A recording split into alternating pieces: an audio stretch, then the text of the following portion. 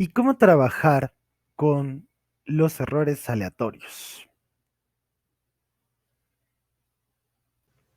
La intuición nos diría que lo que tendríamos que calcular son promedios de estas mediciones. Lo que queremos ver ahora es cuándo la teoría respalda la intuición. La respuesta sería a veces. Por ejemplo, eh, tomar promedios sería una buena idea cuando los errores se pueden medir y pueden ser cercanos o se pueden ajustar a una curva normal, como la que aparece aquí para el histograma del NB10 que vimos en el video anterior. Aun cuando las curvas normales se usan frecuentemente, podemos imaginarnos otras curvas ajustándose a los histogramas. Por ejemplo, en este caso sería una línea recta. Pero esto también podría suceder con otras curvas, como esta que es de la forma x a la a menos 1 a la x menos b entre b menos a por a factorial. Una función f de x tal que f de x es mayor o igual que cero y la integral de menos infinito a infinito de f de x es igual a 1 es llamada una función de densidad de probabilidad. La razón por la cual queremos que el área bajo la curva sea 1 es porque tiene una interpretación especial. El área entre x igual a y x igual a b representa la probabilidad de que una medición particular tenga un valor entre a y b.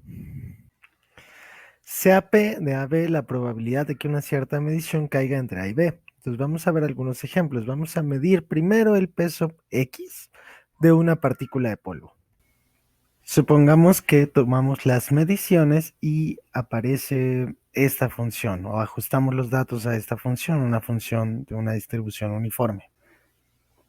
Y si quisiéramos saber cuál es la probabilidad de que obtengamos una medición entre 5 y 8, solamente tendríamos que calcular la integral de 5 a 8 de la función de la probabilidad uniforme y obtendríamos 0.3. Por otro lado, si tomamos dos mediciones y quisiéramos saber cuál es la probabilidad de que la primera caiga entre 5 y 8 y la segunda entre 8 y 10, podemos suponer que las mediciones son independientes para entonces poder ocupar la regla de la multiplicación y calcular esa probabilidad que sería 0.06. Veamos otro ejemplo. Quisiéramos saber cuál es la probabilidad de que al pesar el NB10 la medición tenga valores de 415 más menos 1. Esto implicaría que el instrumento no puede decirnos con mucha precisión cuál es la medición, pero que puede ser entre 414 y 416. Entonces tendríamos que calcular la integral de 414 a 416 de la curva normal que se ajusta a nuestros datos.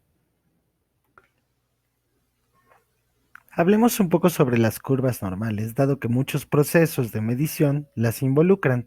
Una curva que tiene esta ecuación, donde mu es un número real y sigma es mayor que cero, es llamada una curva normal. En nuestro caso, la variable x representa a nuestras mediciones, pero hay que tener cuidado porque la variable y no tiene una interpretación directa como una probabilidad. Las probabilidades son áreas bajo una curva. Aquí podemos ver algunas gráficas sobre curvas normales. Como puedes notar, tienen alguna simetría, de hecho tiene una simetría en la línea x igual a mu. Y el parámetro mu además determina dónde va a estar el eje de simetría, por lo tanto, eso representa unas ciertas traslaciones de esta curva, como se puede ver en la primera y en la tercera. Por otro lado, el parámetro sigma nos dice cómo es la forma de la curva, o sea, qué tan alta y qué tan delgada o qué tan chaparrita y gordita va a ser la curva. Una interpretación más adecuada de sigma es la que está dada por la siguiente reglita.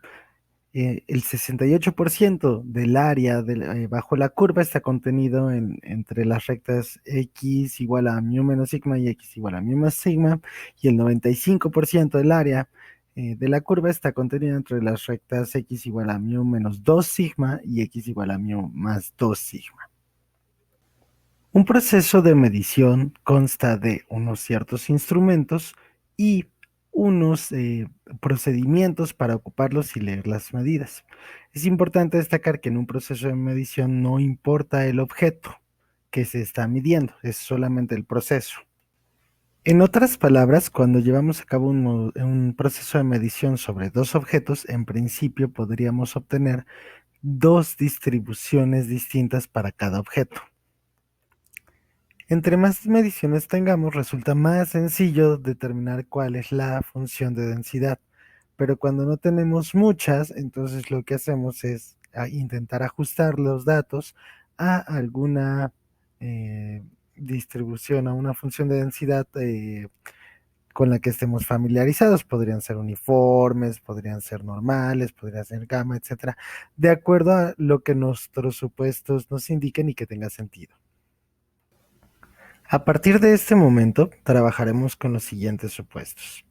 El primero es que la función de densidad que describe al proceso de medición es una normal y por el otro lado, el valor verdadero de lo que queremos medir coincide con mu. Hay que hacer énfasis que estos son supuestos sobre el proceso de medición y no una verdad matemática. De hecho, como dijo Gabriel Lippmann, que fue Nobel de Física en 1908, todo el mundo cree en la normal. Los experimentadores porque creen que es un teorema matemático y los matemáticos porque piensan que es un hecho experimental. Y hay teoremas en estadística que sugieren que muchos procesos de medición pueden ser descritos con una normal y la experiencia lo confirma. Hay muchos procesos de medición que sí han podido ser perfectamente descritos con una normal. Pero no hay que perder de vista que hay algunos procesos de medición que no son descritos de manera adecuada por una normal. Por ejemplo, cuando comparamos el brillo entre dos estrellas con la ayuda de un telescopio, por la manera en la que funciona la vista en el ser humano, no nos sirve compararlo o considerar esas mediciones de manera normal. Aún así, la teoría o la experiencia nos han llevado y nos han convencido de que los supuestos antes mencionados son razonables. Pero ahora, ¿cómo estimamos cuál es la curva que mejor se ajusta a nuestros datos? ¿Cuál es la normal que funciona mejor para nuestros datos? En este ejemplo, ¿cuál funcionaría mejor? ¿La A o la